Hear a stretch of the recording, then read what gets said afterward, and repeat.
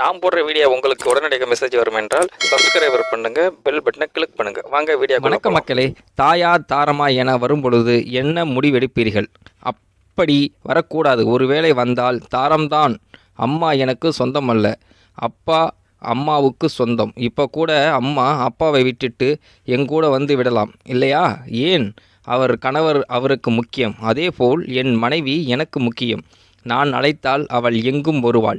அம்மாவுக்கு நான் செய்ய வேண்டிய கடமை அவர் கடைசி காலத்தில் கவனித்துக் கொள்வது. அதை செய்வேன். ஆனால் நான் அவருக்கு சொந்தமல்ல.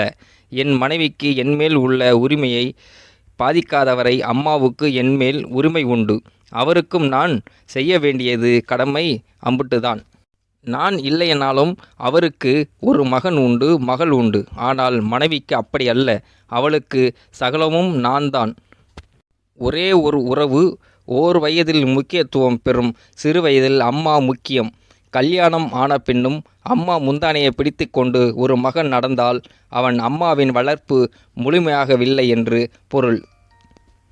சமயம் வந்ததும் பால் கொடுப்பதை நிறுத்துவது போல சமயம் வந்ததும் மனைவி வந்ததும் சிறிது விலகவும் அம்மாவுக்கு தெரிய வேண்டும். மகன் விலகாவிட்டாலும் விலக்கிவிடவும் தெரிய வேண்டும். மகனுக்கு அவன் கடமையை சொல்லிக் கொடுப்பவள்தான் உண்மையான முதிர்ந்த அறிவுள்ள தாய்தான்.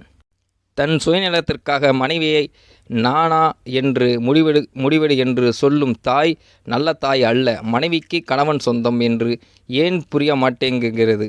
அப்புறம் எதுக்கு கல்யாணம் பண்ணி வச்சிங்க? சீதனம் கொண்டு பெண்ணுக்கு கல்யாணம் பண்ணிடவா? இல்லை. அடுப்படியில் ஒரு எடுபிடி வேண்டுமா என்றா? இல்லை. மகன் வாழ்க்கையை துவங்க வைக்க வேண்டுமென்று தானே கல்யாணம் செஞ்சீங்க. அப்புறம் தாயா தாரமா என்று கேட்டா என்ன பைத்தியக்காரத்தனமாக கேள்வி இது?